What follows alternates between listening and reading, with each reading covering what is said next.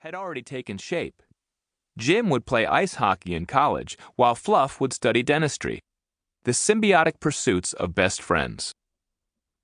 I was in 7th grade in 1979, and what I wanted to become was Jim. High school athlete, unflappable prankster, cinematic tough guy. For many years, without provocation, Jim made a highly specific threat to his 3 brothers. I will rip your lips off. It wasn't until he left home for good, and I was in high school myself, frequenting the castle on weekend nights, that I could pass his former bedroom door without clamping my lips together in self-protection. When the 5 Rushin children were still under one roof, we gathered on rare occasions at the kitchen table and played Milton Bradley's The Game of Life. As in actual life, the Game of Life encouraged participants to attend college, get a job, fall in love, amass a fortune, and have children in the form of pink or blue plastic pegs that plugged into little plastic cars. Those cars sometimes crashed, triggering hospital bills and higher insurance premiums. Luckier players got stock dividends or identical twins. Life, and for all I knew, life, was a zero-sum game. It could only end at one of 2 places, Millionaire Acres or the Poor Farm. At the center of the board was a wheel of fortune.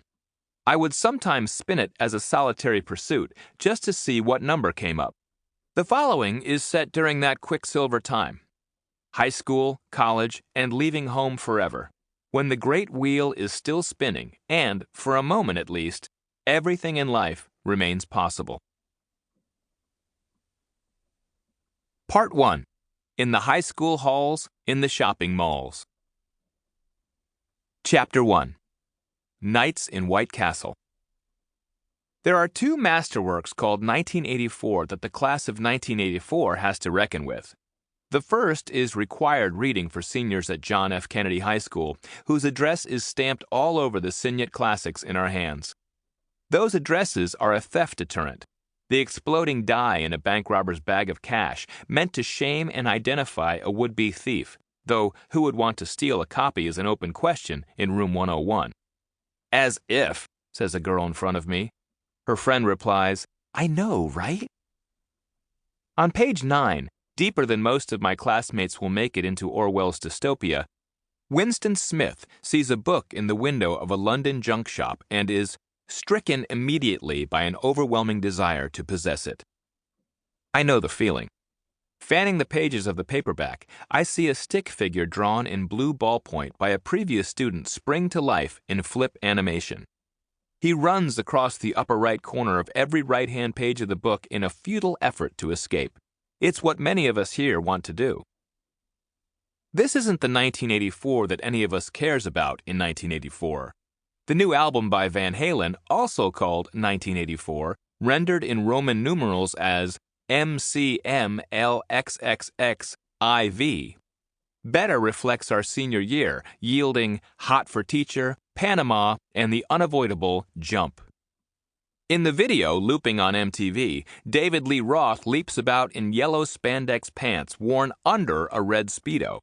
What my big brother Jim would call, when mocking Speedo wearers at Bush Lake Beach, a marble bag. As in, look at the squid in the purple marble bag.